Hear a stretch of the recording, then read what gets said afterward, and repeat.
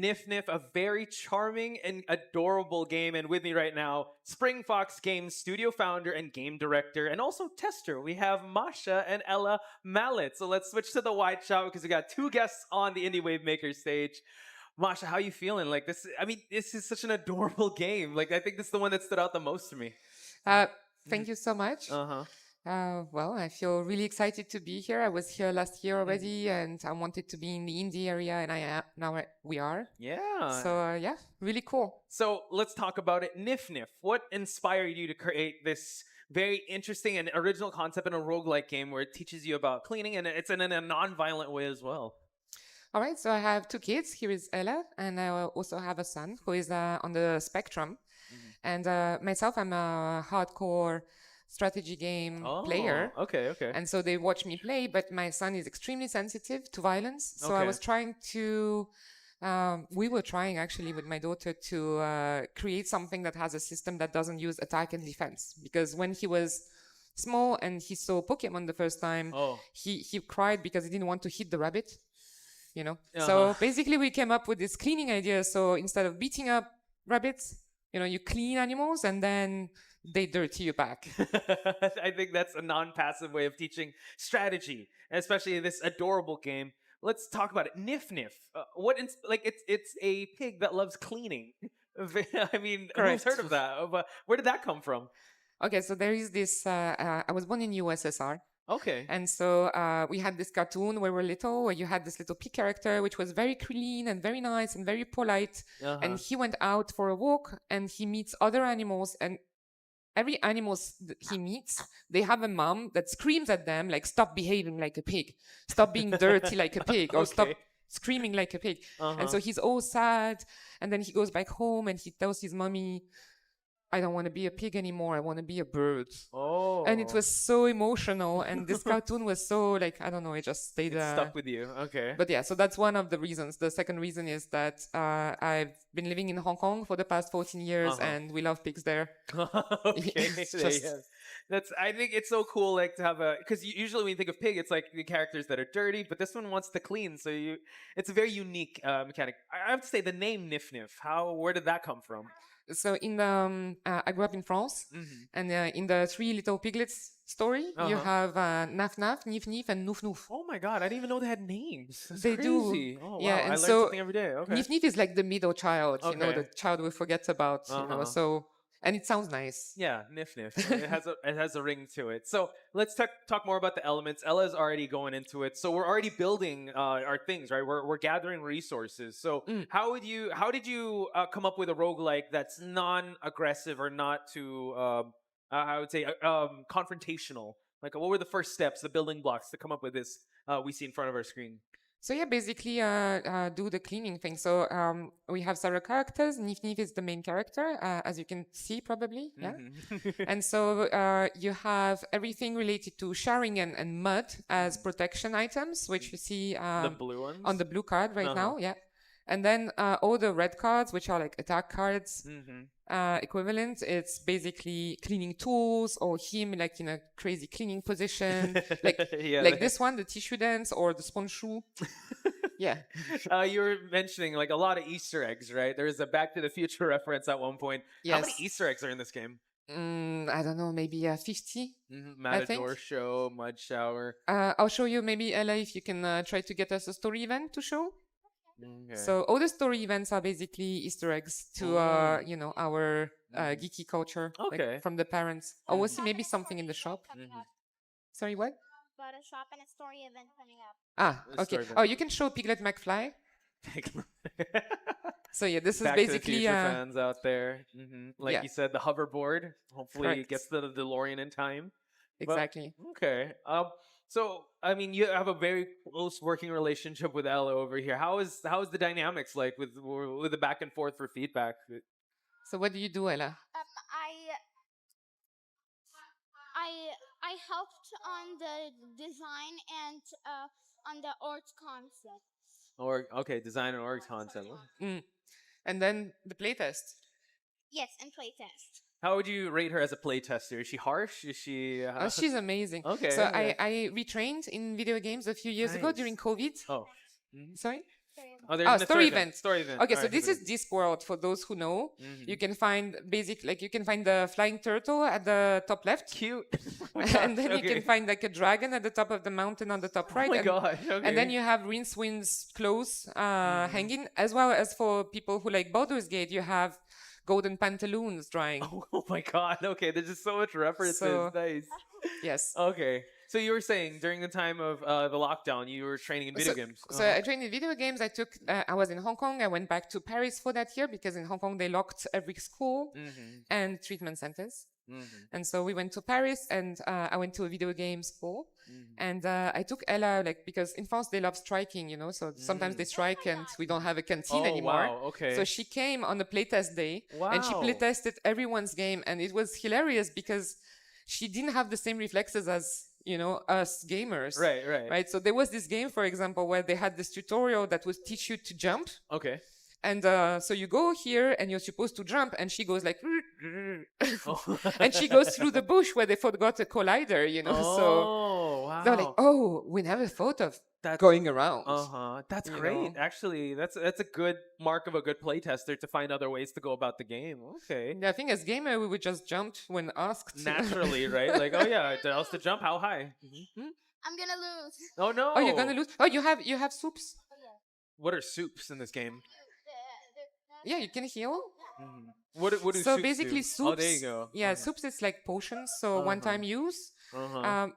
This game is very similar to Slay the Spire, except it's much less punishing, even though you can still lose, as you can see. But we do have a whole like cooking system, gardening Cool. system. So at the end of the adventure, like as you level up, you get new plants, so you can grow your vegetables, and then you can make soup. And then when you go back on an adventure, you can take them with you. So like you said, oh sorry, you were gonna say something? Yes, I'm dead. you're dead. No, you're That's not dead. Oh yeah, you are. Oh no. That happens. It Okay. happens. Don't worry. It's all good. We're just Go ahead. playtesting over here. Yeah, go for it. We'll do another run. It will still give you experience, so you're good.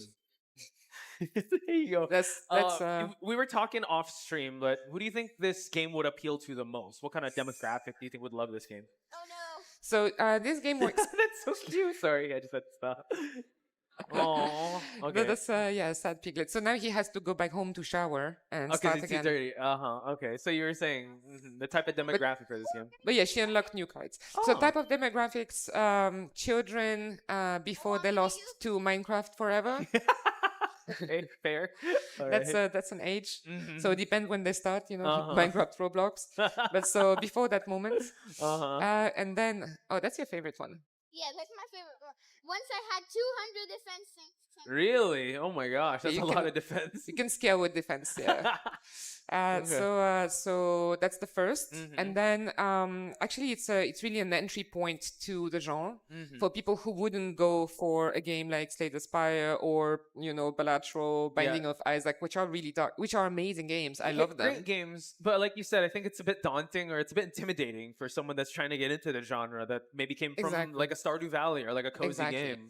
And so what happens with players of Stardew Valley, like cozy gamers, mostly women, 25, 35, but not only, is that they don't necessarily know that they would like roguelike deck builders. Right. But when they try, they really like it. Mm. They really enjoy it because it's really chill. You can take your time. You can stand up, go for a coffee, come back, continue. Yeah, it's not as intense or punishing because there are people that like those, but then there's some people that like, what, I'm supposed to be relaxing. So I totally get that. So And there is a third one, which is Okay. quite nice. Mhm. So when we were at the Gamescom in Köln, we had this elderly person come, Okay. and he was playing it, and he looked like he didn't enjoy it that much. Oh. And we were like trying to explain, and he was like, And then he came back on the next day with his wife, and he was like, "Okay, so this is the game, No and you're this big, way. and you need to do this and that." Another event. So- Okay. Oh, that's Doctor Who. Doctor. So you the can 12th see- Doctor. Yeah, With so the you can bow see tie. the Dalek on the right side. my gosh, yeah, you can yeah. see the sleeping angel, which is a Where? cat. Oh, they're there. Yeah, right there. Oh Yes, my god. Weeping Okay. Angel, The sorry. Weeping Angel, And then it's a blue box with a companion. TARDIS. Yeah. Oh my gosh. Yeah, it's a telephone. Oh my god, I'm a Doctor Who fan. And then you So, got yeah. the bow tie as well. So what are we Exactly. picking here? Are we gonna pick or decline? What are we doing here, Ella? Pick a card, yeah. He gives you good cards. Nice. You can't play this one. forward. Wait, Which one? yeah. Which one? You choose. What are the numbers here symbolize? Like the 42, the 5, like this is to play the cost? Look, this one, swipe 42 to all. Look, and here, if you click on this card, for example, it says draw 2. Okay. Or here, gain 1 power. So how each do you turn. play Vacuum? Why can't you play it right now? You can't play it because you need the card salad. Uh-huh. That takes all your mana. Uh-huh. And that gives you free cards for your whole turn, so you can use all your cards. Exactly. Wow. So you can't play it because you have maximum 3 mana and this one is 5. 5. So if you have a card that makes all cards cost 0, then you can play it and that's insta clean. It's the clean, nice. And I love it. I'm learning more about the game. That's what you love about those roguelike or deck builders, because each of them have their own systems. But here it doesn't seem as daunting, and it's like you want to get engrossed in this world. So, if I may ask, also, was it always Nif Nif? Was it always a pig in your head that was That's this, or Ghibli, this yeah. was? Oh, that's Ghibli one, by the way. Studio Ghibli. Oh yeah, you see the little dirt here, and then I'm trying to figure out what the rest of the. Well, you can see like there, it's dragon? very hidden. It's just Uh-huh. so you have this little black characters, which we can find in many of them. You have the dragon, and Yeah. on the bottom left, you have actually reflection of the cat bus. Oh yeah, You know? yeah. Okay. So it's not like exactly this. It's just kind of homages to. Okay. reminds us. Do you have Well, from the Easter eggs we haven't seen yet, what's your favorite? Like something- Matrix?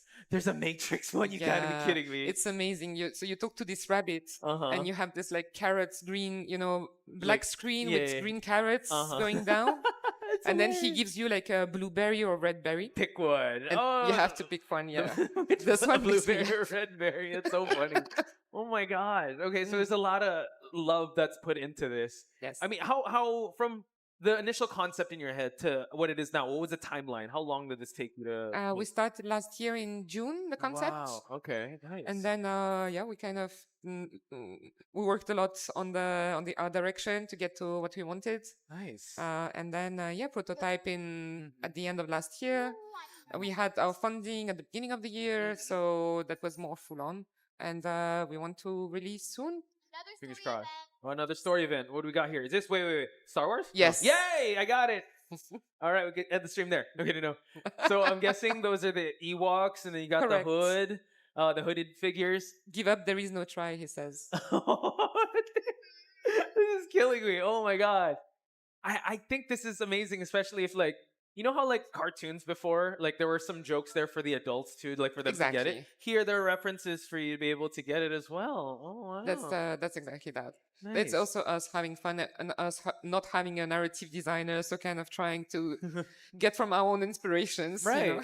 And I think there's definitely a lot of care put into this. Now, when it comes to play styles, this is like, intro to roguelike games, but how many, like you said, they're scaling with defense. How would this game come when it comes to creativity and approaching a problem? Does it teach that? So, well, you start with simple things. So Nif Nif is a character that teaches you the basics of deck building. Yeah. So basically you have attack, defense, draw. Mm-hmm. You know, like the three basics. Yeah. So you have archetypes around those. Attack, like around multiple attacks or really strong cards. Defense, where you use your defense to attack, like shield bash kind of thing. Okay. And then the draw one, where you can either have like super powerful cards that you can't even play if you don't have this like the zero mana thing, or you can have infinite turns, by taking all the draw cards and paying the 0 to play them. If I may ask, what's your favorite play style and what's Ella's favorite play style? Like Mine is the 0 draw. Zero Ella, draw. what's your favorite play style? Like, What's your what card? favorite cards and like combo? My favorite combo is I like the bucket with the potato. Can you click on the potato to show what it does? Potato, you talk. Wait. Click on The it so description. people can read. Yeah. Click once. Yeah. Protection doesn't. Oh. Okay, so this one basically keeps your Resets. it keeps your protection, and bucket. Click on it. Use protection, swipe a creature. So that's like a shield bash. Okay, nice. So that's her favorite because you can multiply strength like to the infinite, and so she can get like defense. So she can get like 10,000 defense and break the game and break the UI. Has that actually happened? Oh yeah. Oh my! And you can still do it, or you guys fix that, or? I don't want to fix it. Well, it's a labor of love. Ellen definitely found that out, so we're keeping it. I think no, it's hilarious because we have streamers that find this kind of breaking moment, but they have so much fun on it. So that's actually the most active moment of their streams, and they think they broke the game, and But you you're don't like, know. And I'm like, yes, Yeah, keep sure, enjoying it. Sure, yeah, it's all part of the plan, if you would. That's amazing. And when it comes to the art style, did this come from you? Like, what was the team behind this art style in this direction? Because it's honestly, I feel like it's its own IP. I feel like I'm looking at a storybook right now. So mainly our artists are from China and Russia. So they work together. I myself, I was born in the USSR, and as I said, and when I was a kid, the cartoons that we looked at all had very specific art directions. And then I moved to France. Yes, you can get some rest. Oh. And when I moved to France, we had like this like Disney aesthetic and manga aesthetic, and there wasn't much in between. It was either one or the other, right? Yeah, when in USSR cartoons, like from everywhere in the USSR, you had this like really distinct, crazy stuff. And even Miyazaki actually main inspiration is those cartoons as well. Wow. And so I really wanted to find something for us that nobody else has. So not chibi, not Japanese, like something our own. And so we worked on this for I think 3 months. Wow. Trying different things with my artists from Hong Kong and some physical. I mean, this really stood out from like the other games, and it definitely has its own personality. It's breathing with so much charm. It's just so adorable to look at. But Masha, if I may ask, like any final closing thoughts? Like, what do you want to say out there, people watching, any Wavemakers? How can they avail of this? Any special dates or whatever? You have the mic. Well, I think if they're watching indie Wavemakers, they're cool people. Yeah. And you know, we as gamers we really enjoy playing indies. But very often to our kids we give just 1 or 2 IPs all the time. There are amazing indie games out there for the kids. So please look at them. And yeah, please support us. Wishlist the Nif game. Nif. We are releasing in March. Ooh, let's go. Yes, please talk to your friend about us. Yeah, thank you so much, Masha and Ella, for showing us the wonderful world of Nif Nif. Thank you. Guys want it? It's on Steam. You can wishlist it. Please do check it out and do support Spring Fox Games. But ladies and gentlemen.